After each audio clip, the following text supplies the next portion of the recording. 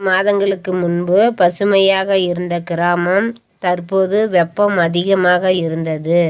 ஒரு சிறிய குருவி வாழ்ந்தது. அது தினமும் வயல்களுக்கு பறந்து சென்று தானியங்களை தேடி சாப்பிடும். ஆனால் அந்த ஊருக்கு பல மாதங்களாக மழை பெய்யவில்லை. மண்கள் வறண்டு காணப்பட்டன. தண்ணீரின்றி மரங்கள் காய்ந்து இருந்தது. மக்கள் கவலையாக இருந்தனர். குருவிகள் குடிக்க தண்ணீர் இன்றி தவித்தன. குருவி சூரியனை பார்த்து கண்களை மூடி மெதுவாக பறந்து மேகங்களை நாடியது. வானத்தில் பந்தாக திரியும் ஒரு பெரிய மேகத்தை அது பார்த்தது. மேகமே, எங்கள் ஊருக்கு மழை கொடு, எல்லோரும் தவிக்கிறோம் என்றது குருவி. மேகம் சிரித்தது.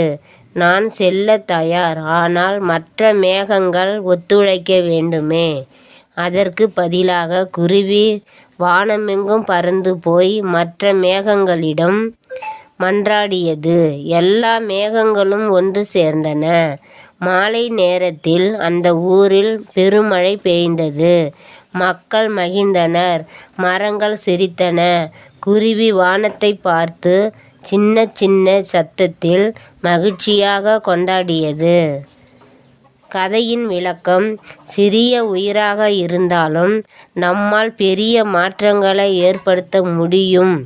முயற்சி இருந்தால் முடியாதது எதுவும் இல்லை.